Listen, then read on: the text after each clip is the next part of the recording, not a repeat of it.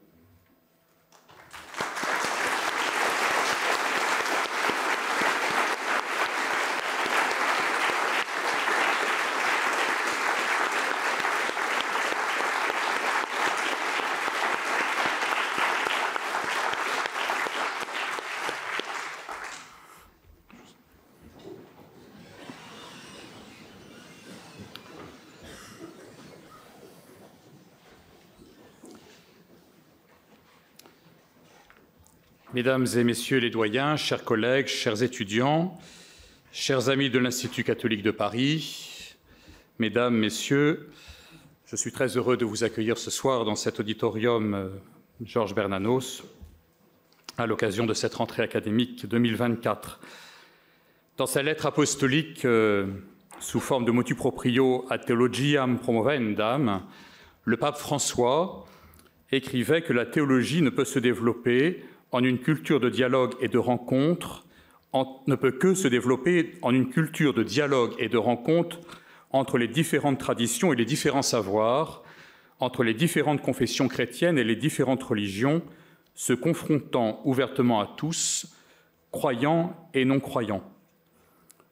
Le pape appelle ainsi particulièrement les théologiens à lire et à interpréter l'Évangile dans les conditions de vie quotidienne des hommes et des femmes, dans les différents milieux géographiques, sociaux et culturels, c'est-à-dire, affirme le Saint-Père, dans une attention constante à la scientificité de la réflexion théologique, un dialogue transdisciplinaire avec d'autres savoirs scientifiques, philosophiques, humanistes et artistiques, avec des croyants et des non-croyants, des hommes et des femmes des différentes confessions chrétiennes et des autres religions.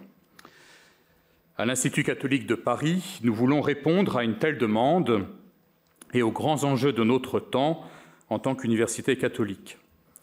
Nous avons la chance et l'honneur, mais aussi le devoir d'être un lieu où continuent à dialoguer théologiens et philosophes, mais aussi juristes, économistes, historiens, pédagogues ou spécialistes de géopolitique. En ce 1er octobre, je dois faire mention, bien sûr, de la personne de Sainte Thérèse de l'Enfant Jésus, Sainte Thérèse de Lisieux, qui trône au milieu de la cour d'honneur, assise avec son livre, qui aurait bien voulu, on le sait, qui aurait bien voulu étudier les Écritures, bien davantage qu'elle n'a pu le faire, et à son temps, surtout pour une jeune femme, dans un Carmel, il y avait peu de possibilités, où c'était fort limité. Elle aurait bien aimé étudier davantage, et nous avons voulu placer cette rentrée académique justement sous le signe de la Bible. Je crois qu'en ce 1er octobre, évidemment, c'est très signifiant. La Bible est écriture sainte, elle est bien sûr vecteur de la révélation pour les croyants, c'est Dieu qui parle à travers la Bible, qui nous parle à travers la Bible. Elle est aussi un chef-d'œuvre littéraire, elle est aussi une source de connaissances et de recherches anthropologiques. Bref, la Bible peut être appréhendée de bien des manières et être nourrissante de bien des manières. Ce dont nous sommes persuadés, c'est qu'il s'agit toujours d'un texte neuf, capable de nous aider à appréhender les grands enjeux de notre temps. Le lancement en avril dernier d'un institut des sciences bibliques au sein de notre maison, qui pratique les sciences bibliques depuis un siècle et demi, maintenant depuis que l'Institut catholique de Paris existe. Le lancement donc de cet Institut des sciences bibliques part de cette volonté de mettre en valeur les trésors de notre tradition d'exégèse universitaire et catholique pour en faire découvrir la richesse à beaucoup de nos contemporains qui ne connaissent pas, ou plus, ou pas encore, la Bible. Tout l'enjeu est de favoriser un dialogue fécond entre les sciences bibliques et la culture contemporaine. Le caractère universitaire de notre travail, en dialogue avec les disciplines profanes, est une chance pour tous ceux qui s'en approchent avec curiosité et ouverture, mais aussi pour nous, qui avons besoin d'être à l'écoute des grandes questions qui ne cessent de traverser le monde. Nous croyons que la Bible est une terre de rencontres. Nous n'aurons jamais fini de l'explorer, tous ensemble, pour mieux comprendre qui nous sommes. Vous l'avez sans doute remarqué ce soir, contrairement à ce qui avait été annoncé, Madame Florence Delay, qui devait prononcer la leçon inaugurale en cette rentrée solennelle, est absente. Elle est souffrante depuis quelques semaines et elle n'a pas pu honorer notre invitation. Elle nous a fait part de sa grande déception et de son amitié. Nous pensons bien à elle ce soir. Elle va mieux, c'est la bonne nouvelle qu'il faut tout de suite donner. Elle va mieux, mais il faut encore un peu de temps pour qu'elle puisse se rétablir vraiment. Or, évidemment, soucieuse que cette rentrée ait lieu dans les meilleures conditions, elle a eu la gentillesse de penser à nous et de s'inquiéter de nous. Florence Delay nous a dit que le seul, je le cite, le seul qui était capable de la remplacer au dernier moment sur le sujet qu'elle avait choisi, c'est-à-dire la Bible se lit-elle au singulier ou au pluriel, était M. Frédéric Boyer. Et Frédéric Boyer, que nous avons donc contacté, nous a fait l'amitié de nous répondre à notre audacieuse demande et inconfortable demande, évidemment, que d'assurer, de pouvoir remplacer, si on peut la remplacer, mais en cas d'assurer cette très belle soirée. Et en tout cas, Frédéric Boyer, qui est un ami aussi de la maison, comme Florence Delay, qui connaît évidemment bien la Bible, est évidemment tout à même de pouvoir lui aussi répondre à ce sujet, non seulement répondre, traiter cette question, mais très certainement en écho avec ce que Florence Delay aurait elle-même pu dire. Alors très certainement aussi, on en reparlera avec elle plus tard, ce sera l'occasion de continuer cette soirée. Merci beaucoup, en tout cas, Frédéric Boyer, de votre présence. Vous êtes romancier, essayiste, chroniqueur, éditeur, vous dirigez la maison POL. Vous êtes bien connu de nous tous. Vous êtes aussi traducteur et parmi les nombreuses traductions que l'on vous doit, de Saint-Augustin à Shakespeare, en passant par Virgile, vous vous êtes largement plongé dans le monde de la Bible. Auteur en 2022 d'une nouvelle traduction des Évangiles parue chez Gallimard, vous avez dirigé 20 ans plus tôt la traduction Bayard, dite Bible des écrivains, parue en 2001.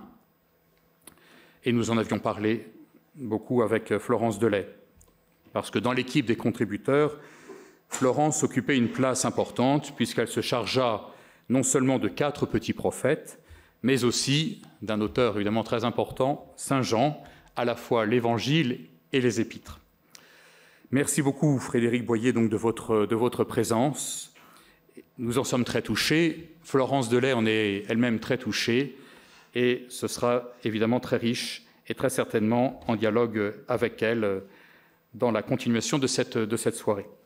Je remercie aussi toute l'équipe de la communication pour son travail dans la préparation de cette rentrée académique qui nous permet d'être si bien accueillis ce soir. Merci beaucoup, Cécile, à vous et à votre équipe. Et je remercie aussi André Nobile, que nous avons entendu tout à l'heure, que nous réentendrons maintenant, juste à ma suite, pour continuer notre soirée, qui est diplômé de l'Institut catholique de Paris, et précisément de la licence Humanité, une licence de la faculté de théologie, jeune diplômé, puisque vous avez eu votre licence en 2023, donc ça n'est pas très vieux, et qui poursuit désormais ses études au conservatoire, et qui vient donc embellir cette soirée avec sa guitare, dans un répertoire espagnol. Alors, ça n'est pas du tout un hasard, parce que c'est une manière d'hommage à Florence Delay, qui est hispaniste, et donc c'est pour cela que la musique de ce soir est espagnole. Voilà. Merci beaucoup à vous tous, et je vous laisse, cher André, la place pour continuer notre soirée, avant de donner la parole à Frédéric Boyer. Et le propos de ce soir sera sous une forme un peu dialoguée, puisque nous soumettrons quelques questions importantes à Frédéric Boyer, qui pourra ainsi y répondre, apporter sa réponse et sa contribution à cette réflexion si importante sur la place de la Bible aujourd'hui.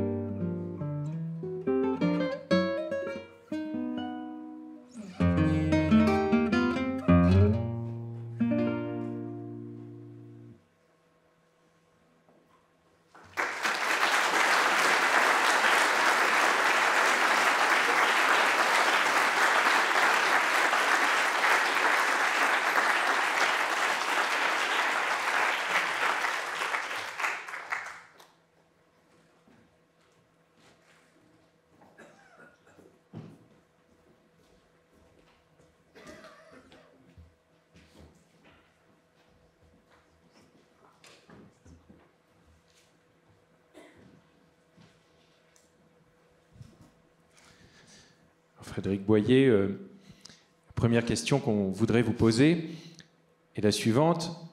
Comment entendez-vous ou recevez-vous tout simplement la question choisie par Florence Delay pour inaugurer cette année universitaire? La Bible se lit-elle au singulier ou au pluriel? Qu'évoque-t-elle au lecteur de la Bible que vous êtes? Et je crois que précisément vous voulez commencer par une lecture de quelques versets de la Bible. Oui, je ne vais pas vous... Bon, d'abord, bonsoir, merci beaucoup, c'est un honneur de me retrouver parmi vous. Donc merci monsieur le recteur, merci mesdames et messieurs les doyens, les professeurs et toute la communauté de l'Institut catholique. Voilà, je suis très honoré et heureux d'être là, même si c'est dans des circonstances pour moi un peu délicates. Voilà, donc je ne vais pas remplacer Florence Delay parce que je la connais depuis très longtemps, je connais sa vivacité, son intelligence, et je ne pourrai pas rivaliser avec tout ça, mais je vais essayer de répondre à vos questions. Et je voulais, pour rendre hommage à Florence et qu'elle soit avec nous ce soir, je crois qu'elle aurait beaucoup aimé ce qu'on a entendu en musique, ça m'a fait très plaisir. Et je voulais juste lire les premiers versets de l'évangile de Jean, qu'elle a traduite avec l'exégète Alain Marchadour, parce que ça donne à entendre un peu à la fois la parole, les Écritures, mais aussi la façon dont elle-même reçoit cette parole dans son propre langage, parce que ça va être un peu le sujet de ce soir. Comment, dans nos langages, nous recevons la parole des Écritures, et comment il est absolument nécessaire que le langage humain, que les langages humains reçoivent cette parole, et que on puisse être attentif à la façon dont nous pouvons nous-mêmes parler la parole, nous l'approprier, la transmettre et la faire entendre. Alors ça peut être parfois le rôle d'une traductrice comme Florence Delay. Pardon, excusez-moi, en plus j'ai un rhume, donc tout est vraiment... Cette séance solennelle commence mal, mais c'est pas grave. Au commencement, la parole. La parole avec Dieu. Dieu, la parole. Elle est au commencement avec Dieu. Par elle, tout est venu, et sans elle, rien n'a été de ce qui fut. En elle, la vie, lumière des hommes, et la lumière brille à travers la nuit ne l'a pas saisie. Voilà, c'était les 5 premiers versets de l'évangile de Jean. Donc, je vais essayer. Donc, alors, elle avait, paraît-il, proposé de répondre à la question, la Bible se lit-elle au singulier et au pluriel? Donc quand vous m'avez annoncé ça, j'ai essayé de réfléchir. Alors, je n'ai pas voulu me mettre à sa place, bien sûr, même si j'ai essayé de répondre personnellement. Il y a d'abord quelque chose de tout simple que vous connaissez tous, mais qu'il faut rappeler. C'est le mot Bible. D'où vient le mot Bible? Le mot Bible, c'est un pluriel qui devient singulier. Hein. C'est un pluriel, c'est un substantif grec pluriel, ta biblia, qui, dans sa translittération latine, devient féminin singulier. Eh bien, ce passage, dans les langues, justement, dans les langues humaines, ce passage d'un mot, le mot biblia, les livres, devient le livre. Voilà, deviennent, pardon, le livre. Et je pense que ce pluriel qui devient singulier, ça va être, en quelque sorte, dans toute l'histoire à la fois de la constitution du massif biblique et dans sa réception et dans le travail de réception qui va progressivement tendre à une unité de ces textes pluriels, eh bien, voilà l'étymologie de ce petit mot, biblia, les livres, qui a fini par désigner, de façon assez tardive d'ailleurs, les Écritures, puisque au temps d'Augustin, on parlait des Écritures saintes, on ne parlait pas forcément de Bible encore. Donc ça a mis du temps, hein, il a fallu attendre l'époque médiévale pour que l'on parle de Bible comme ça. Donc 2 choses. Il est d'abord important pour moi de saluer, de reconnaître le pluriel biblique. Voilà. Le matériau biblique est un pluriel. Un pluriel, ça reste que la multiplicité des livres dans l'ensemble que les chrétiens reconnaîtront comme Bible, mais aussi pluriel dans ses expressions, pluriel dans ses genres, pluriel dans ses écritures, hein, et pluriel dans sa temporalité même, dans la temporalité qui a conduit à la constitution de ce corpus. Donc l'importance de reconnaître ce pluriel biblique qui est lié aussi pour moi, donc d'abord à sa matérialité littéraire, voilà, mais aussi qui appartient, peut-être à son anthropologie, à l'anthropologie biblique. C'est une vérité biblique qui pourrait être une lapalissade, mais vous verrez que pour moi, elle a une grande force. Il faut être plusieurs pour faire un. Voilà. C'est le sens de la Bible est devenue Bible sur cette vérité-là, qu'il faut être plusieurs pour faire un. Essayer de faire un sans plusieurs, alors ça peut paraître un peu comique, mais ça l'est pas. C'est véritablement la tension du pluriel biblique est de faire un. Voilà. Mais pour faire un, il faut être plusieurs. Et il faut reconnaître la pluralité pour exprimer l'unité. Je pense que ça reste même dans ce processus, enfin, c'est le moteur, en quelque sorte, l'énergie, le dynamisme qui va constituer la réception de la Bible dans sa culture, dans sa foi et sa culture chrétienne. Mais c'est aussi une vérité biblique dès le départ, puisque le singulier est quelque chose qui est dès l'origine, dès les premiers textes bibliques. Dès la création de l'Adam, l'Adam est un singulier. Un singulier qui va signifier un pluriel aussi, mais au départ, il est Ehad en hébreu, c'est-à-dire il est un. L'Adam est un. L'Adam est seul. Et j'aime bien rappeler qu'il y a un mot en anglais, privacy, qu'on traduisait au Moyen-Âge par privacy, qui est un mot anglais emprunté au français médiéval, à la privauté. Et cette privacy de la première créature, c'est-à-dire la privauté, l'unité, la solitude de la première créature, c'est un fondement de notre anthropologie biblique. Et justement, le récit de la création nous conduit à l'expression d'un pluriel à partir de cette solitude, de cette privauté, de cette privacy, si vous voulez, de ce singulier qu'est l'Adam créé. Excusez-moi, je répète mes notes.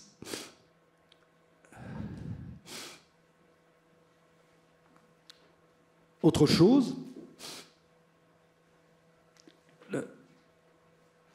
qui appartient moi aussi je pense à la vérité biblique, à sa constitution entre pluriel et singulier, il y aura plusieurs pères, il y aura plusieurs prophètes, il y aura plusieurs récits, plusieurs événements, il y aura même des événements répétés, le don de la loi qui est répété dans le narratif biblique, ou dans l'Odyssée d'Abraham, plusieurs récits se répètent, plusieurs figures se répètent. Les scribes bibliques, dans l'établissement du texte final, en quelque sorte, entre guillemets, si on peut parler comme ça, n'ont pas gommé ces différences, n'ont pas gommé ces répétitions, n'ont pas gommé ce pluriel des figures et ce pluriel narratif. Au contraire, ils l'ont respecté. C'est-à-dire qu'il y a une sorte d'attention au pluriel dans le texte biblique qui est constitutif justement de sa singularité et de sa... Excusez-moi, ça va être... vous allez regretter de m'avoir invité.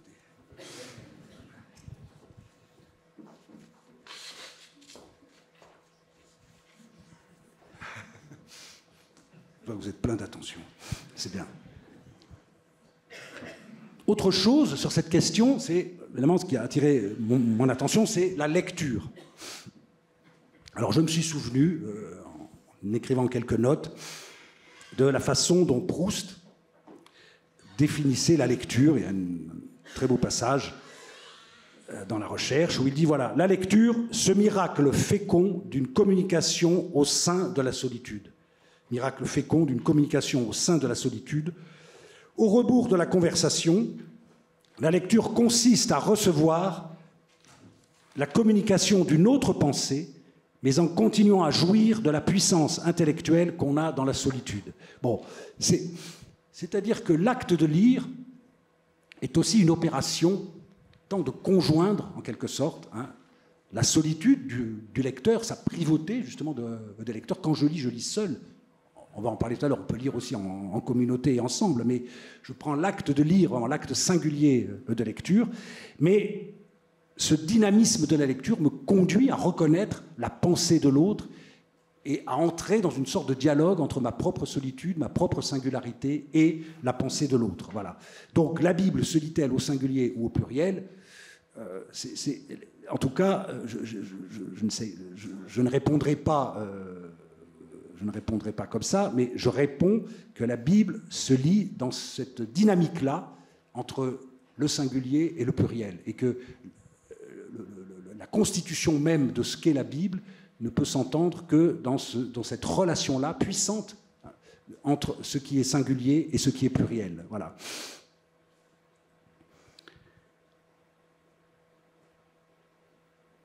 Et autre chose, je me demande si ce n'est pas effectivement précisément biblique, et que la parole naisse de cette communication au sein de la solitude, pour reprendre les mots de Proust. La parole dans la Bible naît de cette communication au sein de la solitude.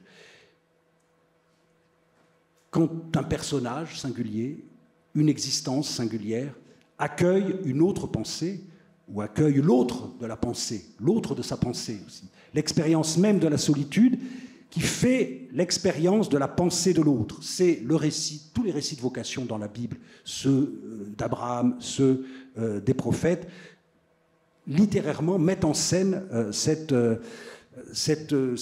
solitude, cette singularité d'une existence qui accueille, qui fait hospitalité même à la présence autre. Voilà. Donc là aussi, c'est la question pour moi de cette, j'aime pas dialectique, mais de ce rapport entre le singulier et le pluriel, qui est l'expérience même, je pense, d'une spiritualité biblique et de la constitution même de la transmission de la parole. Voilà.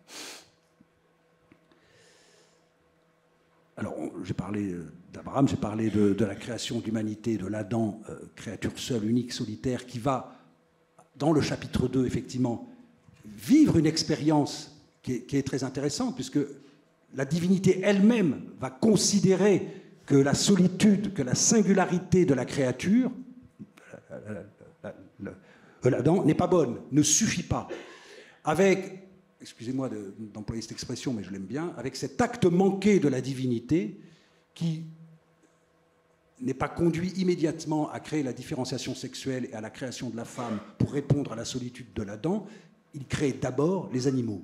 Il fait défiler devant l'Adam tous les animaux, naissance du langage, l'Adam nomme les animaux, naissance de l'appel, comme on dit en hébreu, c'est-à-dire l'Adam appelle, nomme les animaux, mais force est de constater que dans cette présence animale, il n'y a pas l'autre qui nous ressemble, l'autre qui va venir à notre secours, le Ezer hébraïque, c'est-à-dire l'autre qui vient à notre secours, n'est pas dans cette présence animale. Alors aujourd'hui, quand on relit ces textes-là, aujourd'hui dans le contexte contemporain de lecture sur la question du vivant, sur la question de la création, sur la question, on est frappé comme finalement la première réponse à la solitude que donne la divinité, c'est l'autre animal, c'est l'autre vivant, et il y aura pour moi toujours cette mélancolie finalement de la relation de l'humanité à l'animal, ne jamais oublier que l'animal a été aussi une tentative de réponse à notre solitude. Il ne faut pas l'oublier. Voilà. Alors on s'écarte un peu du sujet, mais ça sera un peu là. Mais pas tellement. Un autre récit que j'aurais pu évoquer, c'est le récit de Babel, où l'un est dénoncé comme le désir d'idolâtrie. Le désir d'idolâtrie de l'unité au sens l'unité des langues, l'unité d'un peuple, l'unité de l'humanité, est dénoncé comme désir idolâtre. Il lui faut... C'est-à-dire que la quête de l'un, la quête de l'unité, doit passer nécessairement par le rapport à l'autre, par l'expérience de la différence et, ce qui me fait très plaisir, par l'expérience de la traduction. Voilà. Et la traduction, c'est non seulement traduire une langue dans une autre, mais c'est aussi traduire ses sentiments, ses expériences, faire le travail personnel de traduire ce que l'on ressent, de traduire ce que ressentent les autres. Et c'est dans ce travail, et c'est le fond du mythe babélien, c'est dans ce travail que l'on peut œuvrer à une quête de l'unité. Sans ce travail, la quête de l'unité est un désir idolâtre. Voilà. Et puis la phrase de Jean, puisqu'on parlait de Jean, que tous soient un, la phrase du Christ dans Jean, qui signifie effectivement que chacun, chaque personne, chaque vie singulière est appelée à participer à l'unité et qu'il n'y a pas de communauté unie sans penser la singularité de chacun. Donc la Bible ne se lit pas au singulier ou au pluriel, la Bible doit se lire au singulier et au pluriel. Voilà.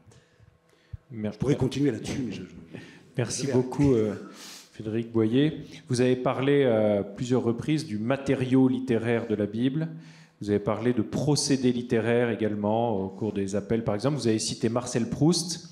La Bible dont vous avez dirigé la traduction en 2001, dite Bible des écrivains, à laquelle Florence Delay a participé, met en avant précisément le caractère éminemment littéraire de l'écriture sainte. La révélation serait-elle littérature? Serait-elle d'abord littérature ou serait-elle aussi littérature?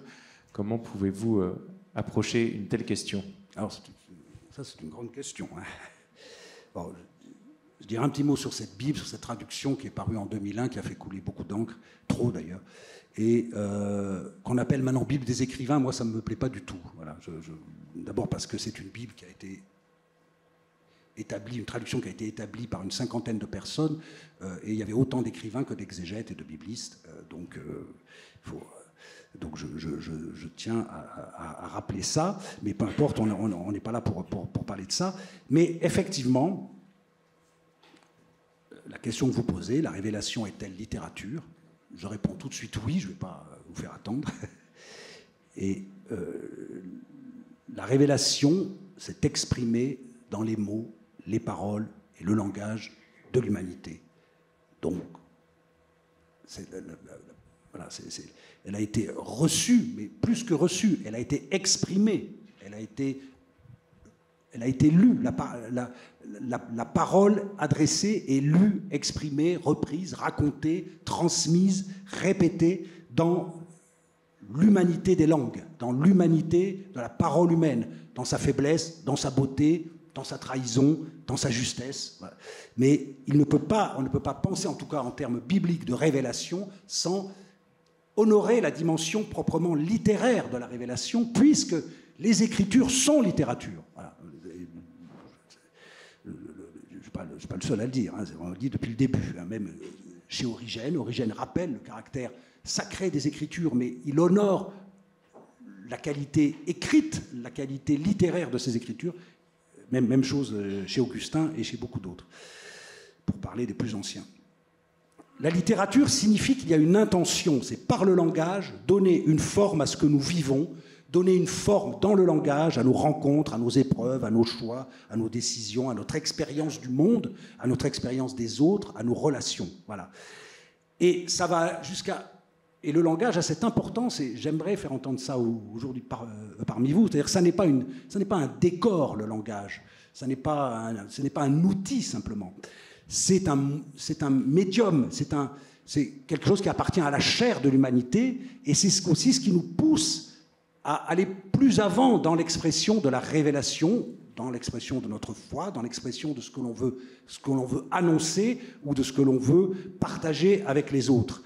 Et le langage, prenez les lettres de Paul, il y a dans la littérature paulinienne, et on parle vraiment de littérature paulinienne, une exploration du langage. Hein. Il y a souvent le langage, donc là il s'agit du grec, la littérature paulinienne pousse le langage à bout parfois. Hein. Vous avez des expressions pauliniennes qui sont des expressions qui font craquer le langage en quelque sorte, pour tenter de dire ce qu'il a à dire, pour tenter d'exprimer sa foi, pour tenter d'exprimer ses convictions. Donc, c'est un exemple de... Donc, oui, il y a littérature biblique, et la littérature biblique est la manifestation de Dieu dans le langage. Je suis désolé de dire des banalités comme ça, que vous savez tous, mais lisez le premier chapitre de la Genèse, il est dit très simplement, finalement, très simplement, beaucoup plus simplement que les mythes plus anciens que ceux, les mythes de création plus anciens que ceux bibliques. Il est dit que le langage est là pour que nous puissions vivre dans le monde. Voilà. Si, quand je prononce un mot, si, quand j'appelle quelque chose, quand j'appelle quelqu'un, je fais un acte de création, c'est qu'intimement, voilà, mon rapport à la création est aussi mon rapport à la langue, au langage, à la parole. Voilà. Et le rapport à la parole donne l'ordre du monde, le rapport à la parole donne la possibilité de vivre dans le monde ensemble, et de donner au monde sa figure humaine. Et le respect de l'homme envers la création doit passer par la parole. C'est ce que dit ce premier chapitre de la Genèse. Et en ce sens, donc, la révélation est littérature aussi. On pourrait même dire, un peu pour provoquer, que la littérature est révélation aussi, en tout cas dans ce cas-là. Mais c'est aussi dans la Bible, si la révélation est littérature, c'est aussi parce que dans la littérature, on fait entendre la faiblesse de l'humanité, qui n'a que le récit, que le chant, donc que la littérature, que les mots, que le langage, pour exprimer que Dieu se fait entendre, que Dieu se fait voir, que Dieu se fait connaître, que Dieu se fait rencontrer par tout un peuple qui l'accueille, mais aussi que l'on manque, que parfois on entend le silence, on entend l'absence, on entend la déchirure, on entend la séparation. Et c'est dans la littérature, c'est dans l'expression poétique, par exemple des psaumes, où l'on pousse à l'extrême, à l'excès, avec une grande beauté, une grande intensité, l'expression de la perte, l'expression du manque, l'expression du désir. Voilà. Eh bien, ça se passe dans des figures du langage pour essayer effectivement de faire entendre donc la faiblesse de l'humanité. Donc, autre chose pour honorer cette question sur la révélation comme littérature, si vous les textes bibliques offrent des récits, des poèmes, des récits de manifestations, d'apparitions, de signes, de miracles, d'éblouissements. Et si vous ne prenez pas au sérieux l'écriture de ces textes, la matérialité littéraire de ces textes, vous allez réduire ces textes à des fables, à des gentils contes finalement, mais c'est parce qu'ils sont littérature qu'ils expriment le souci d'une recherche, d'une quête dans et par le langage pour exprimer notre expérience de cette relation avec l'autre, avec la divinité et avec les autres. Voilà. Voilà à peu près ce que je voulais. Non, je voulais dire, j'ajoute parce que j'y tiens, pardon, mais c'est juste un détail, c'est pour citer un autre texte biblique, pour citer saint Paul. Prenez la première aux Corinthiens et le chapitre 15 de la première aux Corinthiens. Saint Paul essaye de répondre aux Corinthiens, essaye d'expliquer aux Corinthiens.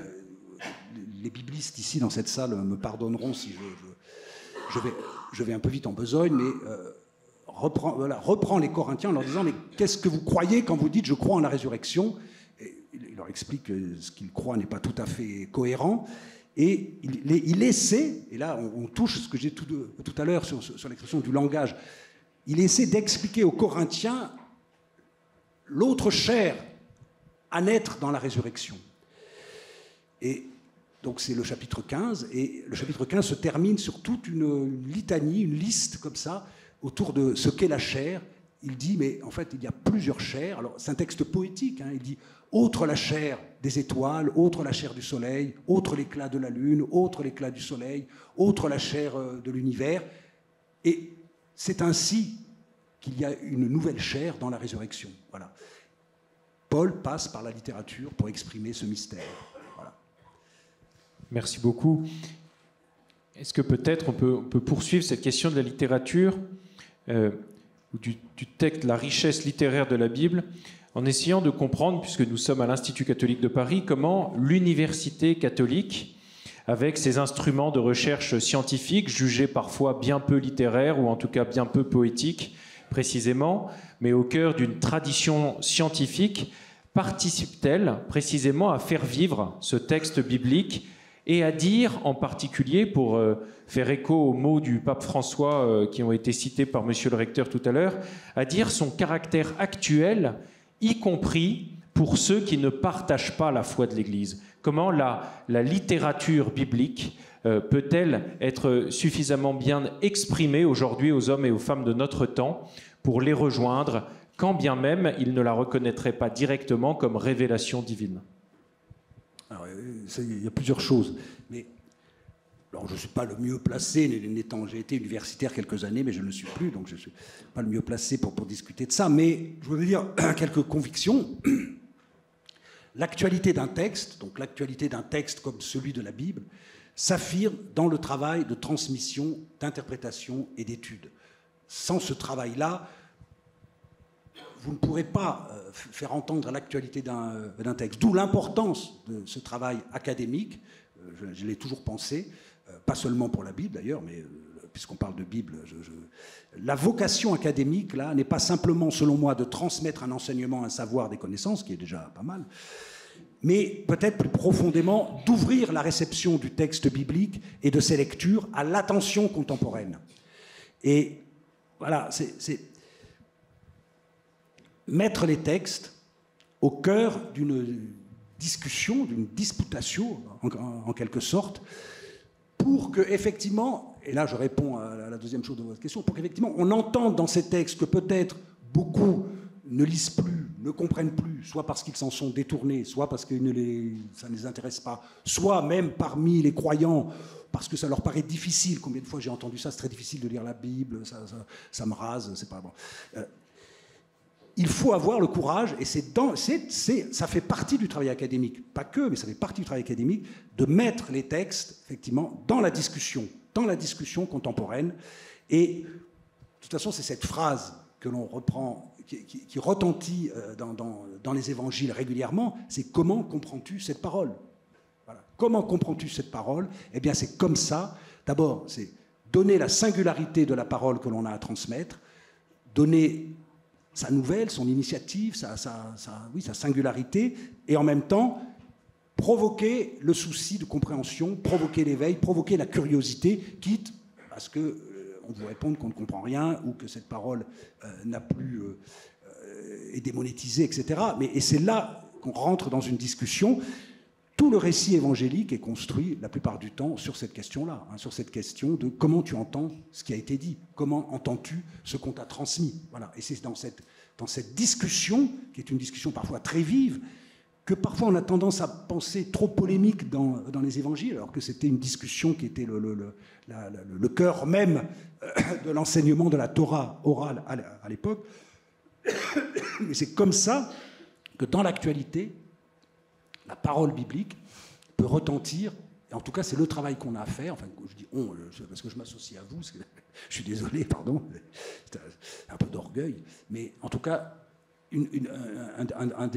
pour moi, une des exigences de ce qu'on appelle le travail académique, la recherche scientifique, sous différentes formes, c'est de pouvoir à chaque fois remettre la parole dans la question contemporaine, et de remettre la parole comme une question adressée aux contemporains. Et ça voilà. Donc c'est... Merci beaucoup, mais précisément, on voit qu'une des grandes tentations, probablement, est de lire la Bible seule, c'est-à-dire débarrassée de certaines exigences ou certains carcans dont on pourrait penser, croire ou craindre qu'ils restreignent le texte. Que pensez-vous de cette question de, néanmoins, la solitude du lecteur face à l'écriture sainte et de l'importance de la lecture à plusieurs, si l'on peut dire, que vous avez commencé à esquisser tout à l'heure? Très bien. J'aime beaucoup cette question. Peut-on lire la Bible seule? Oui. Voilà, il faut quand même le dire. Oui, on va pas... Bon. Oui, d'abord parce que ça s'est imposé dans notre culture, dans notre univers, européen, par exemple. C'est quelque chose qui s'impose, qui commence dès le XVe siècle, pour aller vite, avec la naissance de l'imprimerie, avec le développement des traductions en langue de la Bible en langue vernaculaire. À partir de la fin du XVe siècle, pendant tout le XVIe siècle, XVIIe, XVIIIe, vous avez beaucoup de traductions de la Bible en français, par exemple. Vous avez aussi, bien sûr, en allemand, en anglais aussi, mais où la Bible est vraiment, à ce moment-là, comprise et reçue dans les langues qui étaient en formation dans l'Europe de cette époque-là. Et bien évidemment, avec aussi la réforme, enfin je ne vais pas faire... Ça serait tout un sujet en soi, mais bien sûr que reconnaissons qu'à partir d'un certain moment, progressivement, la Bible est devenue un livre que l'on a pu, dans certaines conditions, dans certains milieux, etc., progressivement, lire seul, comme un livre. Alors, je dirais deux choses à part ça. D'abord, il ne faut pas s'en offusquer. Je trouve qu'au contraire, c'est une liberté de plus qui est donnée pour la découverte de la parole. Et seul ne veut pas forcément dire sans, ou privé d'eux, ou privé des autres. Moi, je sais que quand j'avais des étudiants, je leur disais, mais lisez des livres, et lisez-les seuls, prenez le temps de les lire, prenez le temps de la solitude, de la lecture. Donc on ne va pas dire pour la Bible, là, non, ne lisez jamais la Bible seule. Non, au contraire, prenez ce temps-là. Et ensuite, dans la pratique de lecture biblique, il y a une lecture solitaire, bien sûr. Il faut encourager la lecture priante solitaire des Écritures. Il faut encourager la lecture personnelle méditative des Écritures. Donc on peut lire seul la Bible, et même c'est nourrissant, et en sachant que ce n'est pas parce qu'on lit seul que l'on ne convoque pas en nous d'autres voix, des enseignements par exemple que l'on a reçus, d'autres lectures qu'on a pu faire, et d'autres paroles. Voilà. Ensuite, peut-on lire la Bible seule? On peut aussi prendre cette question un peu comme un jeu de mots, c'est-à-dire la Bible ne s'est pas écrite seule, elle. Et la Bible ne se lit pas seule. La Bible elle-même ne se lit pas seule, puisque bien souvent, un texte répond à un autre, des récits se répètent, et quand vous lisez le Deutéronome, il vaut mieux avoir lu d'autres livres de la Bible également pour en comprendre toute la force, toute l'intrigue et toute la saveur de ce livre-là. Il est quand même difficile et pas très conseillé de lire seulement les évangiles et de ne pas lire la Première Alliance, par exemple. De toute façon, si vous ne connaissez rien de la Première Alliance, vous allez buter sur des tas de problèmes en lisant les évangiles. Voilà, je pourrais multiplier, mais vous le savez. C'est-à-dire que la Bible elle-même ne se lit pas seule. Au contraire, la Bible se lit elle-même. Voilà, elle se répète elle-même. Donc, et ensuite, l'énergie de la Bible, c'est ce rapport sujet-communauté, individu-peuple. Prenons le psautier, où toute la dynamique du psautier est effectivement de partager en communauté le destin d'un individu, le destin d'une voix seule, la plupart du temps d'une voix seule, qui dans le psaume rejoint la communauté, ou par le psaume la communauté rejoint cette expérience, soit souffrante, soit de la personne. Et donc, la question c'est ce que je disais un peu tout à l'heure, c'est-à-dire peut-on lire la Bible seule? Oui, mais la Bible, je vais répondre comme ça, la Bible, on peut lire la Bible seule, mais la Bible ne se lit pas elle-même seule. Voilà. Et donc il faut avoir conscience de cette dynamique. Merci beaucoup. Il y a également toute une tradition de lecteurs de la Bible, dans l'Église catholique particulièrement, dans le monde juif également, qui fait qu'on lit aussi la Bible avec tous les lecteurs qui nous ont précédés. Et je voudrais en venir à peut-être un point plus universitaire, précisément. La tradition exégétique reconnaît 4 sens de l'écriture: littéral, allégorique, tropologique ou moral, et anagogique ou mystique. Toute lecture juste de la Bible, même quand elle se veut littéraire, quand elle est seule, n'a-t-elle pas le risque de ne pas faire droit au sens littéral, pour tout de suite se jeter dans des interprétations spirituelles qui peuvent risquer d'être plus fidèles à l'imagination ou à la sensibilité du lecteur qu'à ce que le texte porte en lui de sens objectif, pourrait-on dire? Alors, bon, d'abord, il faut s'entendre tout de suite sur ce qu'on appelle littéraire. Voilà. Donc, vous savez qu'il y a une expression, on dit tout ça n'est que littérature. Bon, donc, je ne suis pas là-dedans, bien sûr. Ce qui est littéraire, c'est justement...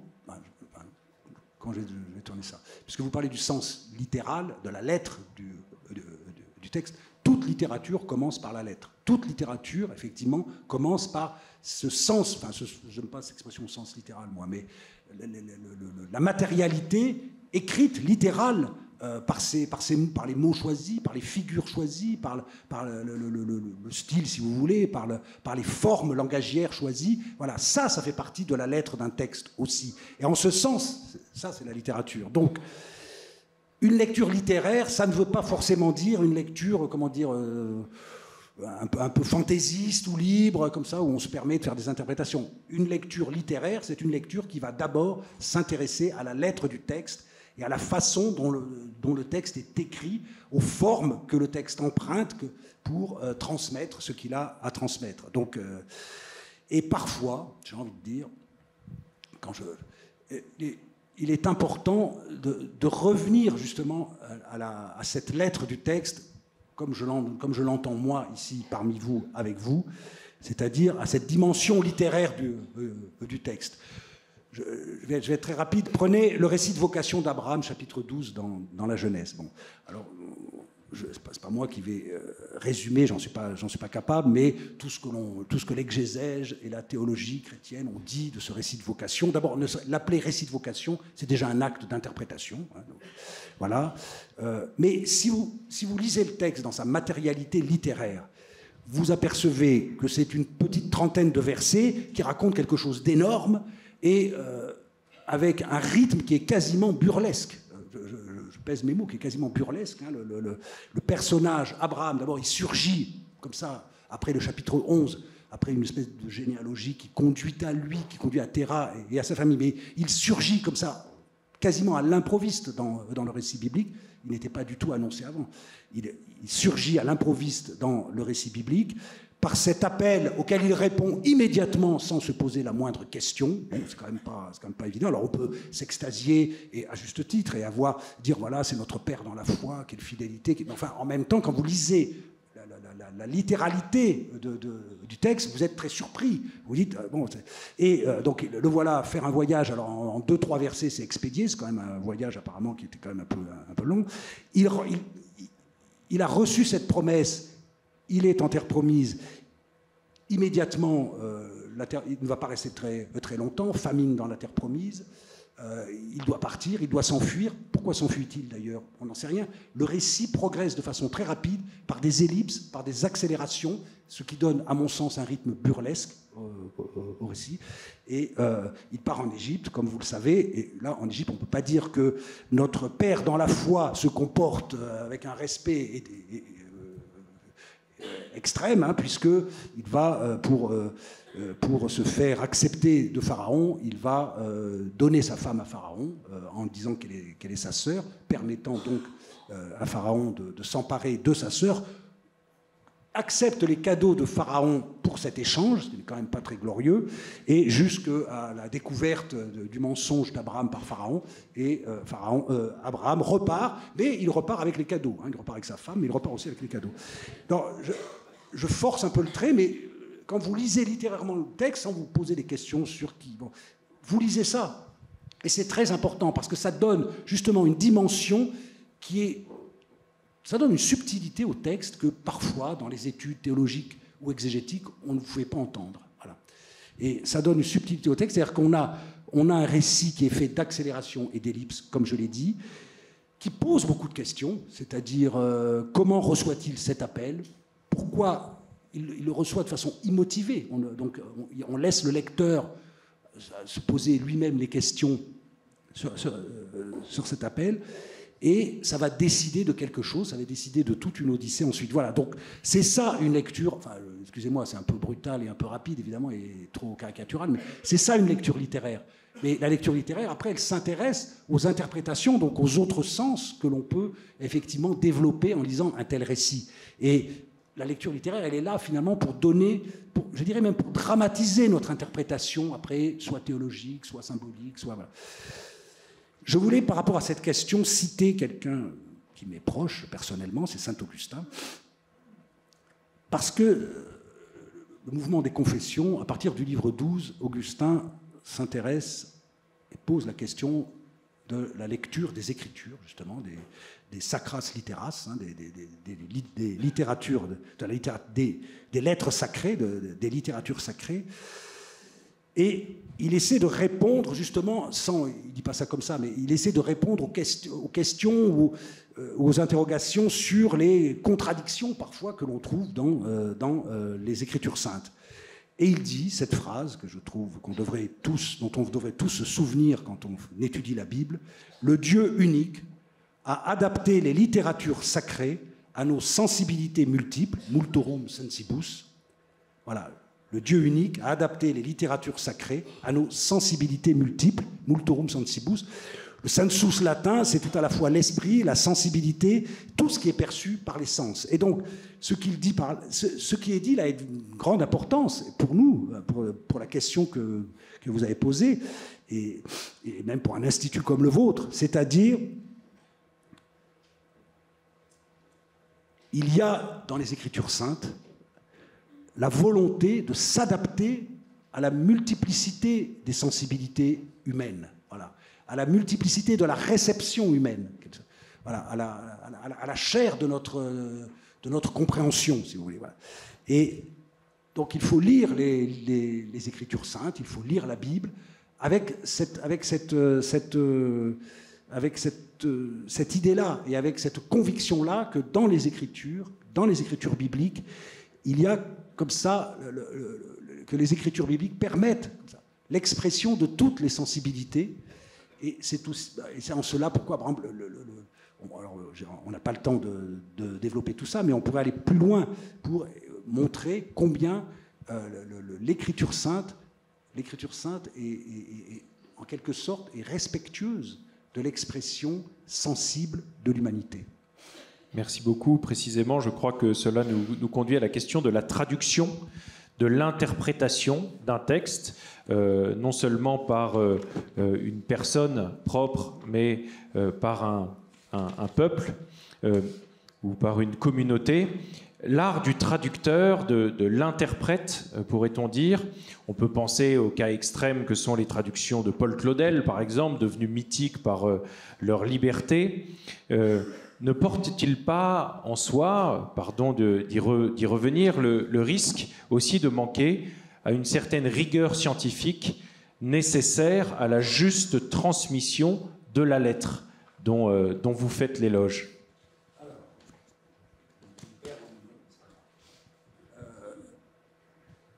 Bon, d'abord, est-ce que la transmission des Écritures s'est toujours faite dans la rigueur scientifique nécessaire, franchement?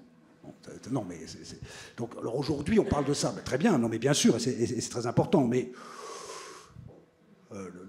bon, je ne vais pas donner d'exemple, ça nous emporterait. Mais donc, je dirais, un peu pour vous provoquer, ça n'est pas la première question, ça, voilà, de savoir si les Écritures se sont transmises toujours avec la rigueur scientifique nécessaire. Si j'étais plus poli, je dirais que la tradition de l'Église a toujours cherché à transmettre les Écritures dans une rigueur qu'elle exprimait elle. Enfin, cette rigueur a évolué. Les critères de cette rigueur scientifique ou de cette rigueur de transmission, si vous voulez, les critères ont évolué au des époques. Donc, voilà. Donc, disons qu'à chaque fois, la tradition, bien sûr, doit être respectueuse des critères de rigueur que l'on doit mettre pour transmettre ces textes. Bon. D'accord. Mais toute notre culture chrétienne est une culture qui s'est constituée sur un travail de figuration, de poétisation des Écritures, que ce soit dans les écrits, mais aussi dans le visuel, dans le plastique, dans les arts plastiques. Hein. Et sans ce travail de figuration, de poétisation des Écritures, il n'y aurait pas eu de la culture chrétienne que l'on connaît et que l'on essaye de continuer à transmettre et à célébrer. Pensez à toutes ces représentations artistiques, dans la peinture par exemple, où l'on voit des scènes, vous voyez les scènes des Écritures saintes, comme ça, transposées en quelque sorte, poétisées, si vous voulez, dans des espaces qui sont, je sais pas, la Toscane du XVe siècle, les Pays-Bas du XVIIe siècle, et vous avez là une crucifixion avec les gens en costume de l'époque. On ne peut pas dire que là, il y a une immense rigueur scientifique dans l'expression. Et pourtant, ça a la force d'un véritable message, à la fois spirituel, esthétique, culturel, de transmission des Écritures. Voilà, donc, ça c'est pour répondre à cette question-là. On ne peut pas chasser tout de suite cette question de... Alors, quant à la traduction, c'est un débat tellement immense auquel j'ai essayé de répondre tant de fois que je suis un peu...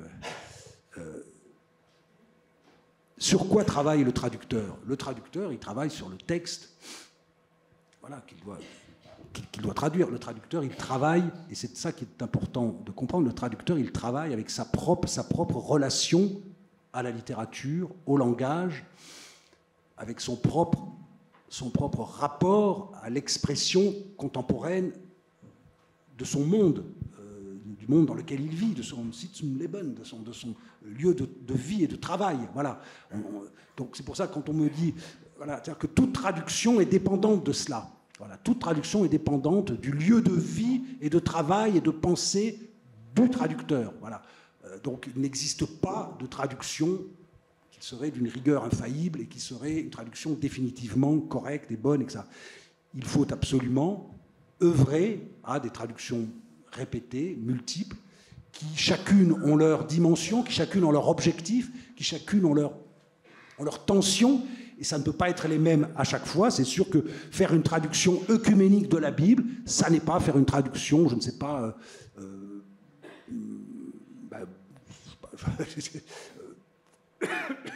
qui aura par exemple plus intérêt à développer les aspects littéraires de l'expression, ou je ne sais pas, ou une traduction plus croyante, plus spiritualisante, etc. Toutes ces traductions sont intéressantes. Et le XXe siècle a été un siècle de traduction biblique. Du fait, effectivement, de l'évolution scientifique, des langues, des grammaires orientales et de l'Antiquité, et aussi de la connaissance des réalités bibliques, et des réalités du texte biblique, et des réalités à la fois archéologiques, historiques des textes bibliques, mais aussi parce que progressivement, certains se sont emparés du texte biblique dans leur propre langue et dans leur propre rapport au langage. J'ai beaucoup discuté, il est mort aujourd'hui, mais avec Henri Méchonic.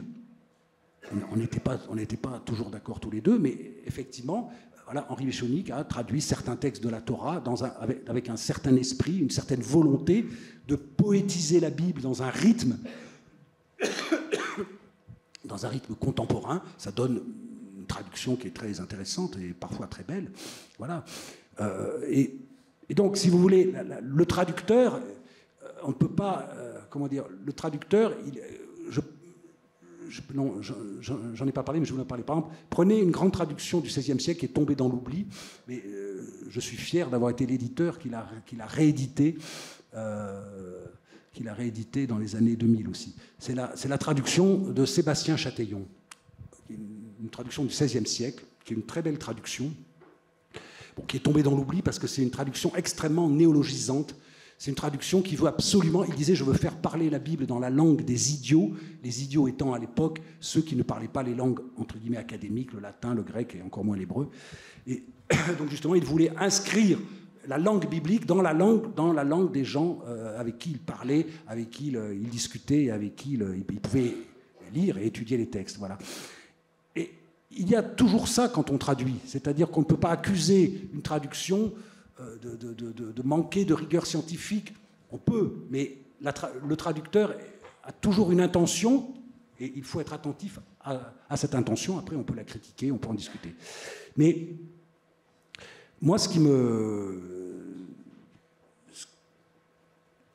est quelque chose chez moi, effectivement, que je trouve très excitant et très nécessaire dans la traduction, c'est d'essayer d'entendre quelque chose dans ce que je connais a priori déjà, dans ce que j'ai lu, dans ce qu'on m'a enseigné, et d'essayer de faire entendre quelque chose, non pas pour dire c'est différent de ce qu'on vous a dit ou enseigné ou de ce que vous avez lu, mais pour ouvrir le sens, pour justement lancer une discussion quant au sens de ce que l'on écoute et de ce que l'on lit et de ce que l'on reçoit. Hein. J'ai un petit exemple dans la traduction des évangiles que j'ai mené, alors là pour le coup seul, c'est en Matthieu 5, 17, hein, je ne suis pas venu détruire la loi, la Torah, mais l'accomplir. Bon, voilà. C'est la traduction la plus connue, c'est « je ne suis pas venu abolir la loi, mais l'accomplir ». Bon. Eh bien, cette traduction, qui est une bonne traduction, je ne remets pas en cause la traduction, mais moi, me dit plus grand-chose, finalement. Et quand on retourne au texte, on peut découvrir, enfin moi il m'a semblé, non pas découvrir quelque chose, j'ai pas cette prétention-là, mais j'ai essayé de faire entendre autre chose de ce que en lisant le texte grec, et donc le terme grec, le verbe grec que l'on traduit communément par accomplir, Dieu sait si c'est quelque chose d'important dans la théologie chrétienne, l'accomplissement des Écritures, sa signification plus littérale, disons en grec, c'est faire abonder, donner avec libéralité, donner avec excès, consommer tout, consommer jusqu'au bout, d'où mener à terme, d'où accomplir effectivement. Mais si vous dites « je ne suis pas venu détruire », et là le verbe, quand on traduit par abolir, c'est un peu gentil, c'est vraiment le verbe grec, c'est la destruction, c'est même un terme pour les assassinats. Hein. Donc je ne suis pas venu détruire la Torah, je ne suis pas venu détruire la loi, mais je suis venu la faire abonder. Voilà. Je suis venu la donner en excès, je suis venu la donner avec libéralité. Voilà. Eh bien, ça ouvre un sens. Voilà. On peut ne pas être d'accord, mais en tout cas, au moins, ça lance une discussion. Voilà. Donc c'est ça le travail du traducteur pour moi. Merci infiniment. On va peut-être terminer avec une phrase du pape François dans sa lettre sur le rôle de la littérature dans la formation de l'été dernier, que je crois vous avez beaucoup aimé, beaucoup apprécié. Et le pape François, il lit précisément, et je crois que ça fait écho à ce que vous venez de nous dire sur le travail du traducteur, le contact avec des styles littéraires et grammaticaux divers permettra toujours d'approfondir la polyphonie de la révélation sans l'appauvrir, ni la réduire à des conditions historiques ou à des structures mentales. Qu'est-ce que cette phrase du pape François évoque au traducteur des évangiles que vous êtes, par exemple? Je suis content qu'on parle de ça, parce que d'abord, c'est un texte que j'ai trouvé magnifique, personnellement, et inattendu. Bon, voilà, peut-être j'ai pas assez de confiance, c'est triste, mais voilà. Et c'est venu un peu à la fin de l'été. C'est une lettre sur la formation, hein, le pape rappelle l'importance de la littérature dans la formation. Pas que de la littérature pieuse ou de la littérature sainte, hein, de toute la littérature. Il cite Borges, il cite Proust aussi, il cite d'autres auteurs, et il va effectivement jusqu'à ce que vous avez cité, montrer que la littérature est une expérience des possibilités du langage dans l'expression de l'humanité et dans l'expression de sa croyance, de ses illusions, de ses expériences de vie, voilà. Et avec tout ce qu'il peut y avoir de difficile à exprimer. C'est dans la littérature. La littérature, c'est aussi une difficulté. Quand vous lisez un livre, vous rencontrez des difficultés. Parfois par le langage de l'auteur, par le style de l'auteur, mais aussi parfois par ce qui est dit, par ce qui est raconté. Ça peut être parfois violent, ça peut être... Vous pouvez être dans une zone grise, que vous lisez Dostoïevski, Tolstoï ou Bernanos, puisque nous sommes ici sous sa figure. Il y a dans les romans de Bernanos toute une zone grise que le romancier explore entre le juste, l'injuste, le bien, le mal. Et tout ça forme la conscience. Le pape a cette expression que je trouve géniale, il dit « La littérature, c'est un gymnase du discernement ». Donc ce qui fait des professeurs des gymnastes. Voilà. Peut-être c'était les Jeux Olympiques qui l'ont inspiré. Mais oui, la fréquentation de la littérature permet de se frotter à toutes les façons, toutes les modalités d'exprimer ce qu'est une vie humaine et une vie les uns parmi les autres. Parce que ce que rajoute le pape en citant Borges, il dit, c'est Borges qui se plaignait un peu de ses étudiants, il dit, bon, peut-être ils n'y comprendront rien, mais en tout cas, ils entendront la voix de quelqu'un. Voilà, ils entendront la voix de quelqu'un. Et ça résonne aussi dans la question de notre rapport à la Bible, voilà, puisque toute la littérature biblique se donne comme objectif, comme force, voilà, de faire entendre la voix de quelqu'un et de faire entendre les voix de ceux qui entendent cette voix. Voilà. Merci beaucoup.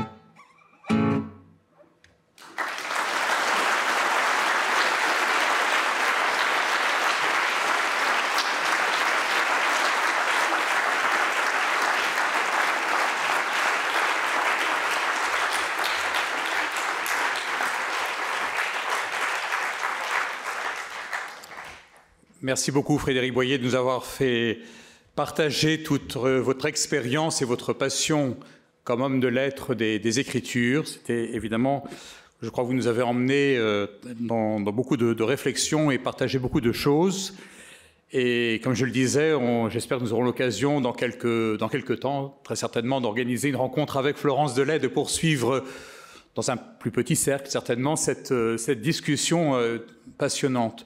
Vous avez évoqué d'ailleurs, lorsqu'on lit le texte biblique, le côté parfois burlesque ou comique que peut avoir la Bible, le côté poétique aussi de ce texte, en tout cas un texte qui, évidemment qui ne s'arrête jamais à l'immédiate appréhension qu'on peut avoir. Et j'ai toujours été saisi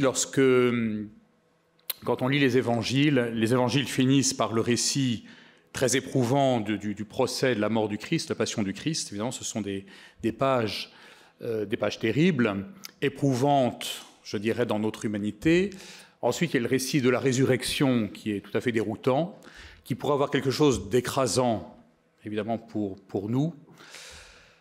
Et ça finit avec ce récit tout à fait étonnant au bord du lac, ce récit magique de ce moment, au petit matin, des apôtres qui partagent du poisson grillé avec Jésus.